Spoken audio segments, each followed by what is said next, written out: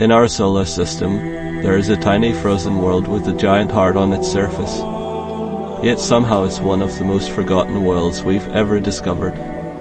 For 76 years, Pluto was known as the ninth planet.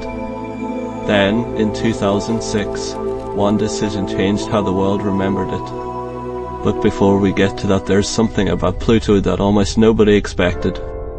When NASA's New Horizons spacecraft finally reached Pluto in 2015 after traveling for nearly 10 years, scientists weren't greeted by a lifeless ball of ice. They found mountains made of solid water ice, massive glaciers of frozen nitrogen, a thin blue atmosphere, and signs that parts of Pluto may have been geologically active far more recently than anyone imagined. For a world so small, that was astonishing. Pluto is also one of the most unusual worlds in our solar system. Its orbit is stretched so far that, for part of its journey around the Sun, it actually comes closer to the Sun than Neptune.